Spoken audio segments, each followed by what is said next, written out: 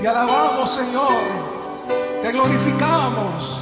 Grande es tu presencia entre nosotros.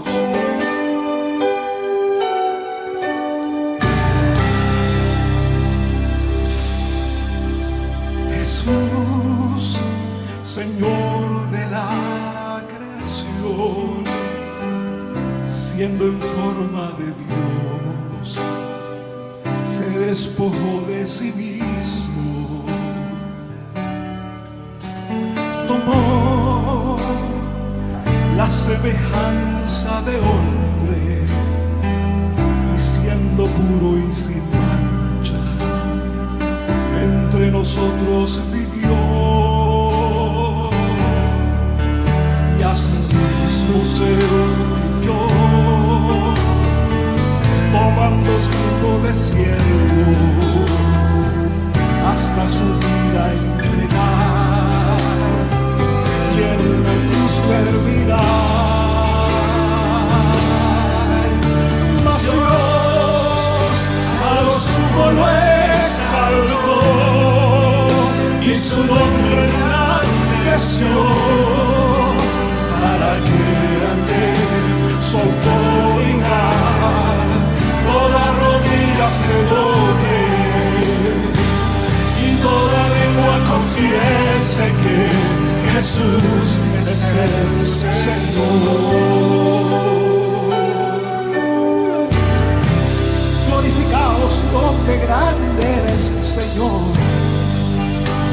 Señor de la creación, siendo en forma de Dios, se despojó de sí mismo, y Él tomó la semejanza de hombre, y siendo puro y sin manchas, entre nosotros vivió, y así mismo se humilló, tomando forma de siervo, hasta su vida entregar, y en una cruz terminar. Mas Dios a su nombre exaltó, y su nombre engrandeció, para que ante su autoridad toda rodilla se doble y toda lengua confiese que Jesús es el Señor. Te alabamos, Señor, te glorificamos por tu grandeza y tu poder. Grande eres, Señor, maravilloso es tu nombre, Señor. Mas Dios a lo sumo lo exaltó, y su nombre engrandeció, para que ante su autoridad toda rodilla se doble y toda lengua confiese que Jesús es el Señor. Dios a lo sumo lo exaltó, y su nombre engrandeció,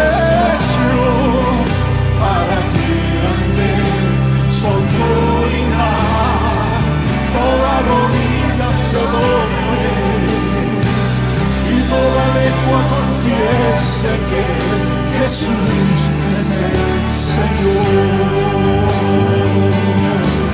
El Señor, el Señor.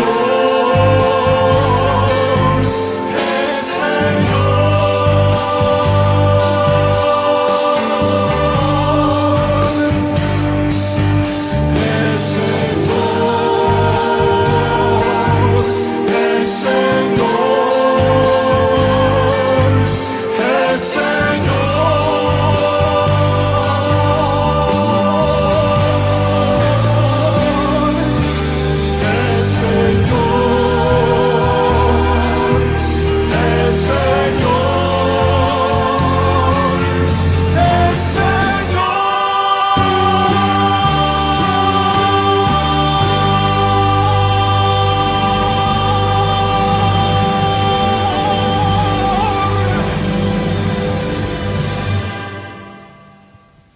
buenos días, hermanos y hermanas. Le damos la más cordial bienvenida y un saludo afectuoso desde la Tercera Iglesia Presbiteriana en Aguadilla. Le damos gracias a Dios porque nos da la oportunidad de comunicarnos, de saludarnos y de vernos a través de estos medios y de adorar a nuestro Dios en esta hermosa mañana, hoy domingo 11 de abril del 2021, desde nuestra Tercera Iglesia Presbiteriana, localizada en la carretera 107, Borinquen, Aguadilla. Oramos. Gracias, Señor, te damos por este nuevo día, por esta hermosa mañana. Abrimos nuestros brazos, manos y corazones para recibir con amor tus bendiciones que son nuevas cada mañana. Eres nuestra luz, eres nuestra salvación, eres nuestro guía. Te adoramos, te glorificamos, te bendecimos, Señor, y siempre nuestros corazones agradecidos, Señor, ante tanta bondad, tanta misericordia, Señor. Gracias te damos, Padre. Te damos gracias, Señor, también por tu infinito amor. Y te pedimos, mi Dios amado, que recibas nuestra adoración en esta mañana, Padre Santo. En el nombre glorioso de Jesús. Amén. Tendremos el llamamiento a la adoración basado en el Salmo 133. No hay nada más bello ni más agradable que ver a los hermanos y a las hermanas vivir en comunidad y en armonía. Es tan agradable ver esto como oler el buen perfume que corre de la cabeza a los pies. Es tan agradable como la lluvia que nos refresca y que alimenta a los seres vivientes. A quienes viven así, Dios les bendice con una larga vida. Adoramos a Dios a través de un cántico con nuestra hermana Levi Rivera.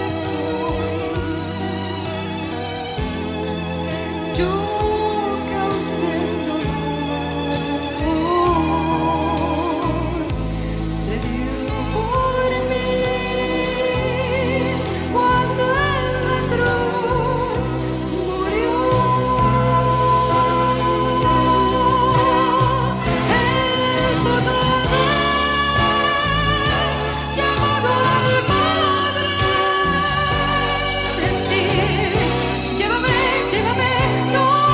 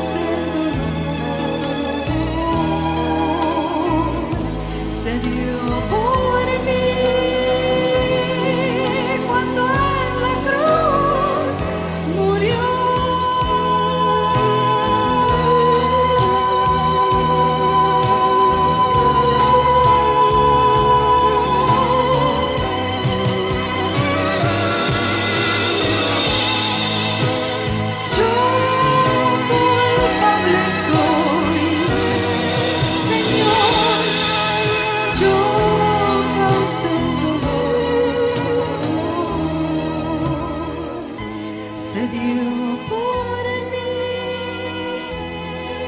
cuando en la cruz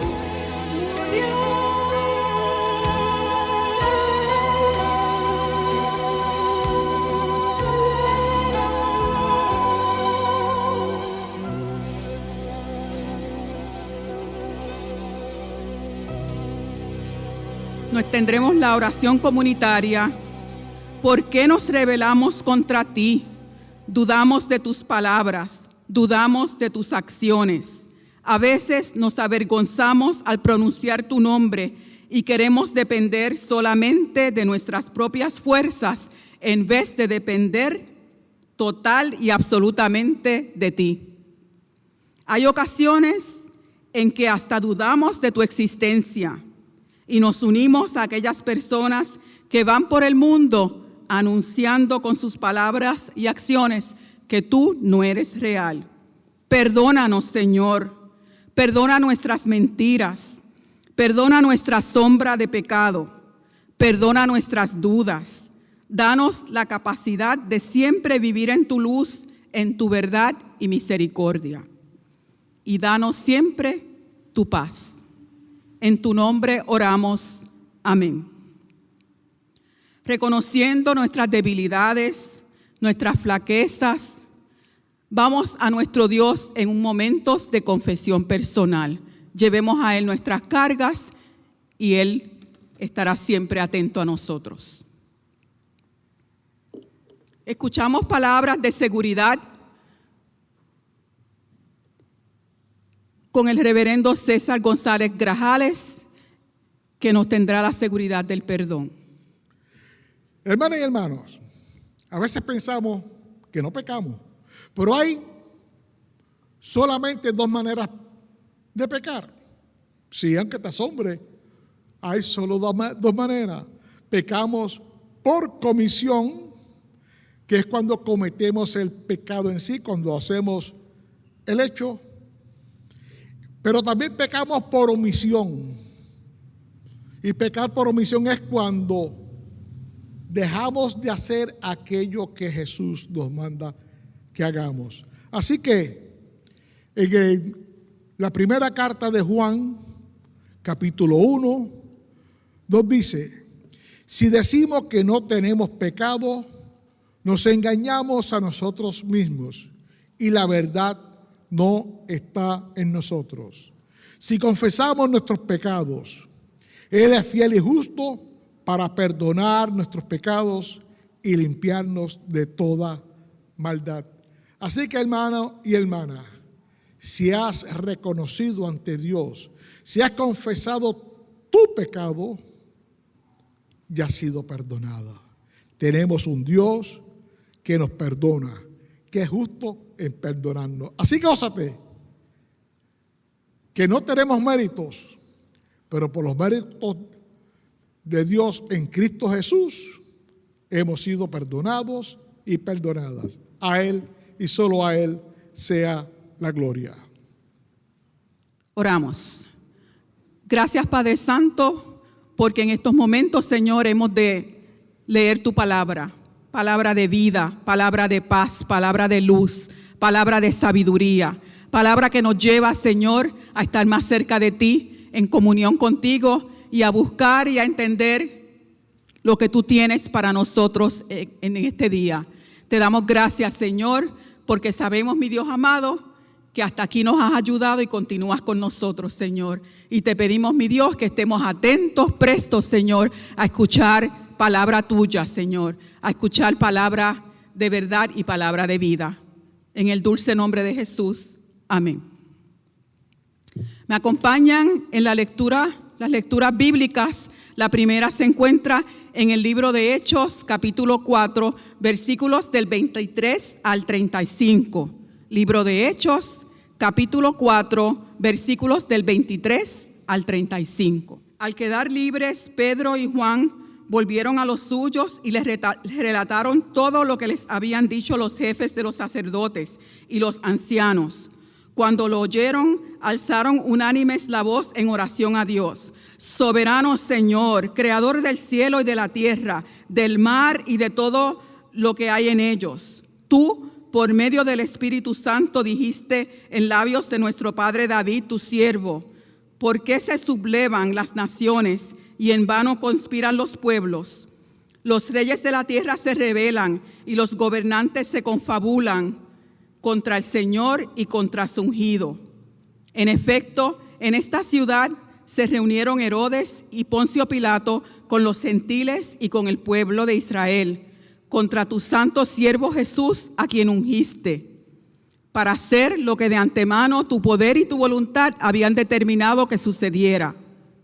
Ahora, Señor, toma en cuenta sus amenazas y concede a tus siervos el proclamar tu palabra sin temor alguno. Por eso, extiende tu mano para sanar y hacer señales y prodigios mediante el nombre de tu santo siervo Jesús. Después de haber orado, tembló el lugar en que estaban reunidos. Todos fueron llenos del Espíritu Santo y proclamaban la palabra de Dios sin temor alguno. Todos los creyentes eran de un solo sentir y pensar. Nadie consideraba suya ninguna de sus posesiones, sino que las compartían. Los apóstoles, a su vez, con gran poder seguían dando testimonio de la resurrección del Señor Jesús. La gracia de Dios se derramaba abundantemente sobre todos ellos, pues no había ningún necesitado en la comunidad. Quienes poseían casas o terrenos los vendían, llevaban el dinero de las ventas y los entregaban a los apóstoles para que se distribuyera a cada uno según su necesidad. Escuchamos las buenas nuevas de salvación en el Evangelio según San Juan, capítulo 20, versículos del 19 al 31. Evangelio según San Juan, capítulo 20, versículos del 19 al 31. Y dice así la palabra de Dios.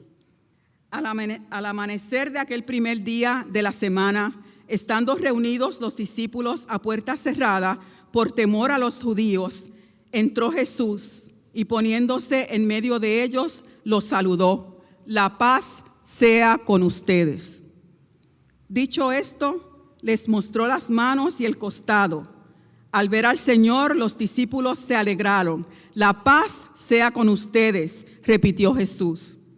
Como el Padre me envió a mí, así yo los envío a ustedes. Acto seguido, sopló sobre ellos y les dijo: reciban el Espíritu Santo. Palabra de Dios.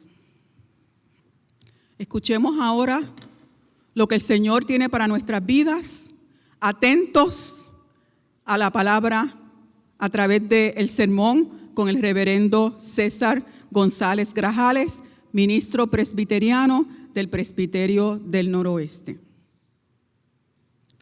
Muy buenos días, que la paz de Dios sea con todos ustedes en esta mañana y siempre. Permítame decirles, como dijo la hermana, soy el reverendo César González Grajales, un jíbaro aguadillano. Y nos gozamos de estar aquí para compartir palabra de Dios, para compartir las bellezas que Él tiene para ti y para mí. La escena que nos ocupa en esta mañana ocurrió el primer día de la semana, domingo. El día había terminado y comenzaba la noche. En esta ocasión hay 10 discípulos, falta uno. Recordemos que ya no eran 12, pues Judas ya no pertenecía al grupo y Tomás, el dídimo, el gemelo, estaba ausente. Así que el encuentro de Jesús con los suyos no ocurrió sábado. Juan nos dice que fue el primer día de la semana, domingo. De ahí en adelante, y más concretamente en el libro de los Hechos de los Apóstoles, que más bien debería llamarse Hechos del Espíritu Santo, se comienza a hablar del primer día de la semana. Originalmente, el libro de los Hechos era parte del Evangelio de Lucas y años más tarde lo separan y lo ponen como un libro aparte. Aquí, en este libro, se observa a la iglesia reuniéndose en el primer día de la semana. El antiguo mandamiento de guardar el sábado, establecido en la ley como obligación, da paso al día en que Cristo resucitó. Así que esta es la razón porque los cristianos, tú y yo, la iglesia cristiana, se reúne. Nos reunimos el domingo, el día en que Cristo venció la muerte, día en que Cristo obtuvo la victoria sobre la muerte, victoria que nos alcanza a ti y a mí y a todos y todas los que hemos creído en su nombre. Por miedo a los judíos, Juan nos dice que los discípulos estaban escondidos. Pero permíteme decirte que aquí cuando nos habla de los judíos, no se refiere al pueblo en general, sino a los líderes religiosos, sacerdotes y fariseos. Por miedo a estos líderes religiosos, la reunión sería secreta, privada, con la puerta herméticamente cerrada. Nadie podía entrar a menos que la puerta fuera abierta desde adentro. Solamente estaban ellos, los 10 discípulos. Y milagro, sí, milagro. Ocurrió un milagro. Jesús entró. En ningún momento el relato bíblico nos dice que la puerta fuera abierta. Y esto tenía que hacerse desde adentro. Así que entrar sin abrir la puerta, y allí no había ventanas posibles para entrar, tenía que ser un milagro. El cuerpo de Jesús, el cuerpo del resucitado, no estaba sujeto a las leyes del cuerpo físico, pues no era visible ni tangible. Él se hizo visible y tangible para convencer a los discípulos de la realidad de su conversión. Recordemos que se había regado el rumor de que la tumba estaba vacía porque alguien o algunos se habían robado el cuerpo durante la noche. Había que rebatir estos falsos rumores con la realidad irrefutable de su resurrección. ¿Qué mejor prueba que presentarse en persona ante los suyos? La paz sea con ustedes. El autor de este evangelio nos dice que cuando ellos estaban encerrados y por miedo a los judíos, me imagino que cuando Jesús entró, los discípulos tenían que haberse llenado de miedo. Lucas nos dice que ellos pensaban que era un fantasma, pero tenían que recordar que en ellos, en el momento más crítico de la vida de Jesús, cuando más Jesús necesitaría por lo menos un apoyo en la crucifixión, ellos lo abandonaron, se fueron huyendo. Así que puedes imaginarte el temor de ellos. También ellos podían haber dicho, mira, le fallamos, le traicionamos, ahora viene a darnos un regaño, ahora viene una reprimenda. Pero no fue así. Cuando Jesús se encuentra con ellos, lo que él dice, la paz sea con ustedes, no hubo reproche, les dio aliento. Hermana y hermano que me escuchas, muchas veces en nuestras vidas, como diría mis nietos, sin querer queriendo, le fallamos al Señor. Y nos llenamos de miedo porque nos han enseñado a un Cristo, a un Dios que no perdona, que lo que está pendiente es a castigarte, a castigarnos.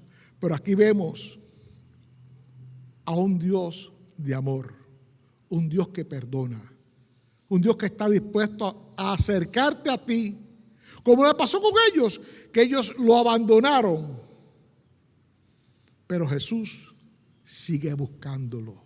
Jesús atravesó las paredes. No nos dice en ningún momento que ellos buscaran a Jesús. No. Ellos, a pesar de la traición, de haberlo traicionado, Jesús continúa amándolos. Como quien le dice al pasar la puerta: mire, ustedes me dejaron solo, pero yo sigo con ustedes. Yo sigo amándolos, yo sigo buscándolos. Pero la paz iba mucho más para con los judíos. Jesús, con su sacrificio, con su victoria, estaba reconciliando a su pueblo con el Padre Dios. La ira que Dios iba a descargar contra el pueblo, la descargó en Jesús. De aquí en adelante podemos ver en la práctica que el velo sí se rasgó. De aquí en adelante veremos que el muro que nos separaba del Padre Dios fue atravesado por Jesús. La pared simbólica Jesús la atravesó. Se nos hizo y se nos hace presente. Aleluya. Todo aquello que tú crees que te separa de Dios, Él está dispuesto a pasarlo por encima, a atravesarlo. Y el versículo 20 nos dice que Jesús le mostró las manos. Cuando se escribe este evangelio, recuerden que Juan es un evangelio no sinóptico. Y cuando hablamos de evangelio sinóptico los primeros 3 evangelios son sinópticos, o sea que tienen más o menos el mismo punto de vista. El evangelio de Juan es diferente. Juan podríamos decir que es el teólogo del grupo. Y este evangelio se escribe alrededor de los años 95 al año 100. Fue un evangelio tardío. Para este contexto histórico, para este momento, pululaban en Jerusalén los gnósticos y los docetistas, grupos que negaban la resurrección corporal de Jesús. Decían que un Dios perfecto, no podía habitar en lo imperfecto. O sea, que ellos negaban que Jesús en ningún momento fue realmente un hombre. Que en Jesús no había, podemos decir, hueso y carne. Para ellos Jesús era como un simbolismo, como un fantasma. Por eso es que el evangelio de Juan es el evangelio el que hace más hincapié en la realidad física de Jesús. Es quien lo pone, el que más lo pone en las características de Jesús, las pone Juan, la mayor parte de ellas, lo pone con sed, lo pone que se cansó, lo pone que lo palparan los discípulos para que vieran que era una realidad. O sea, que Juan, uno de los propósitos de Juan es refutar a los gnósticos y a los docetistas que negaban la realidad física de Jesús. Juan Calvino dice acerca del capítulo 21, donde Jesús come pescado. Y cito, durante todo el curso de su vida, se había sometido a la necesidad de comer y beber. Y ahora, aunque aliviado de esa necesidad, como con el propósito de convencer a sus discípulos de su resurrección, come. Cierro la cita. Jesús les dio pruebas tangibles a los discípulos de su realidad, de su resurrección. Todavía hay gente que niega la realidad de Jesús. Pero el apóstol Pablo nos dice que si en Corintios, si Cristo no resucitó, vana es nuestra fe. Cristo es real. Así que gózate. Jesús resucitó. No era un fantasma, tenía un cuerpo real.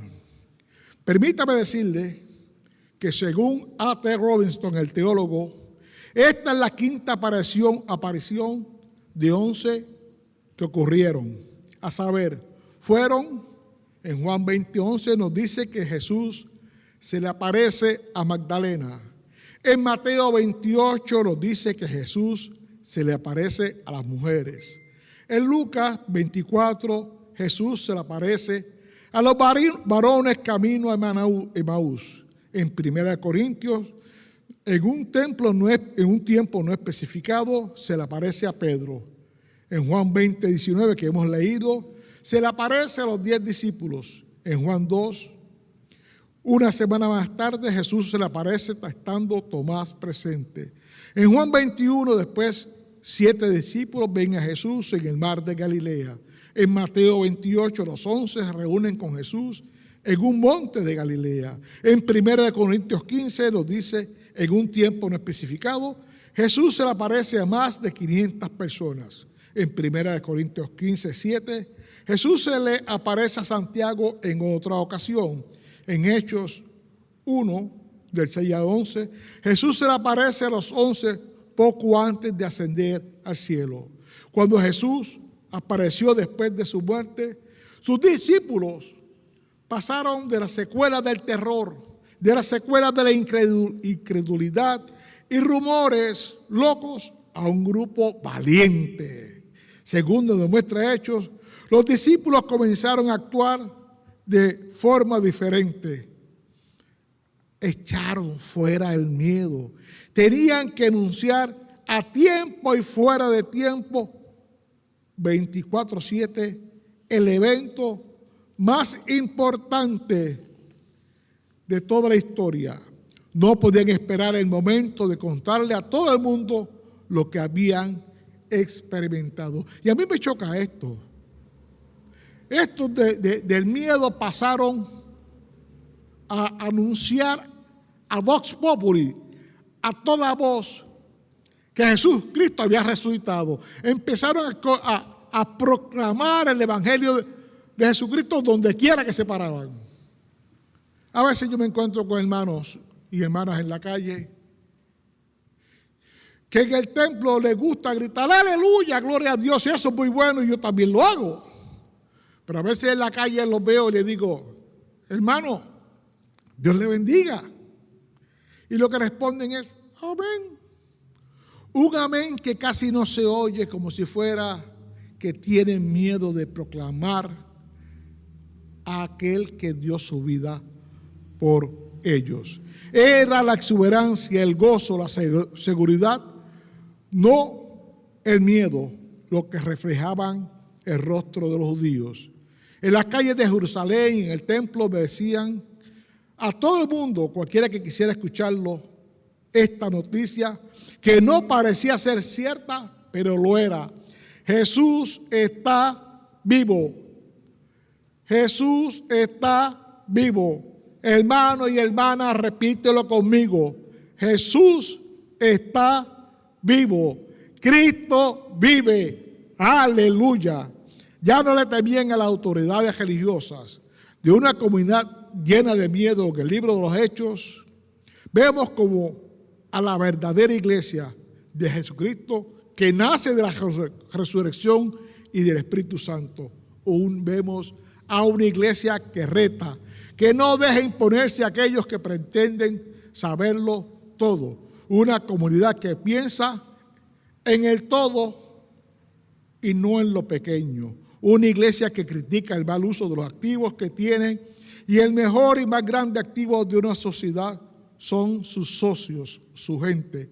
Una iglesia que le da sumamente importancia al necesitado y está dispuesta a compartir generosamente sus bienes, sus activos con el necesitado, con el marginado. Una iglesia que no es mezquina en ningún sentido. Y estamos concluyendo, hermanas y hermanos. Cristo está vivo. Cristo es vida. Una vida llena de miedo no es vida.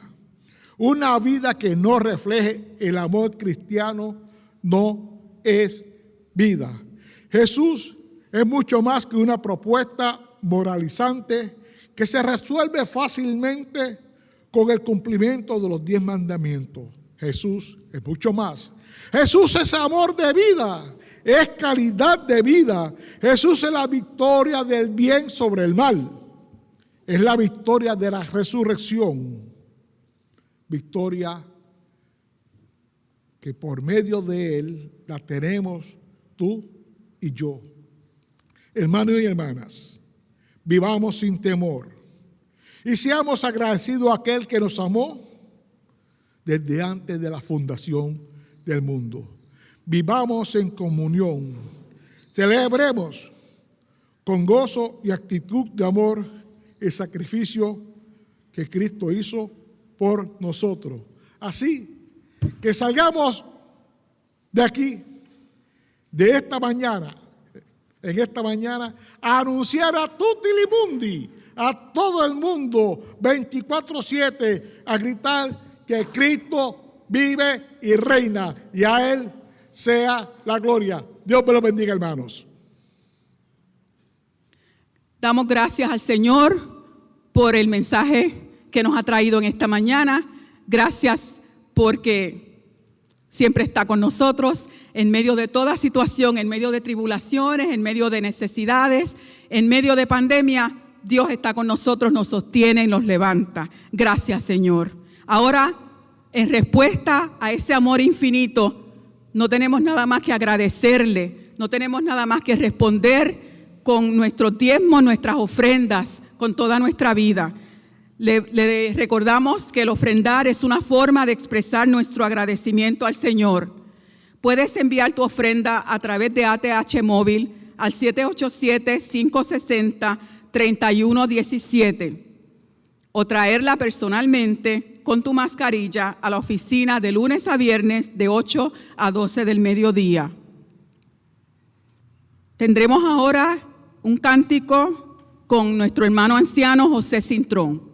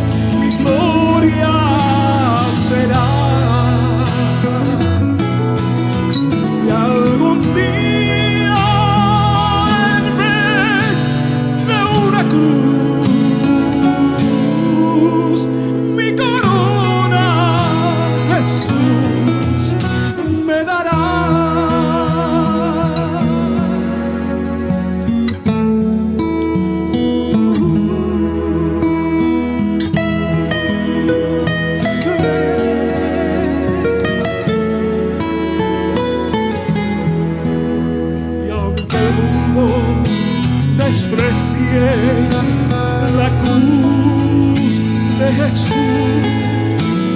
Para mí tiene suma atracción, pues en ella llevó el Cordero de Dios de mi alma la condenación. Oh, yo siempre amaré esa cruz. En sus triunfos mi gloria será. Y algún día, en vez de una cruz, mi corona Jesús llevará.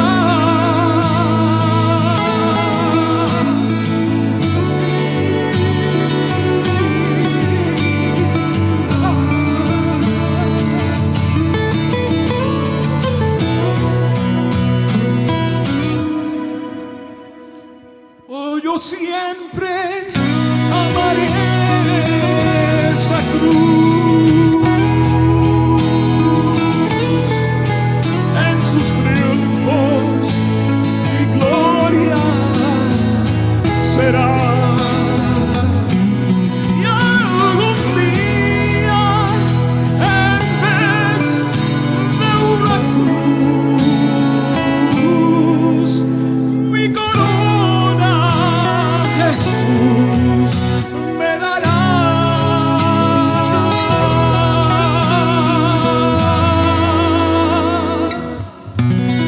Me dará.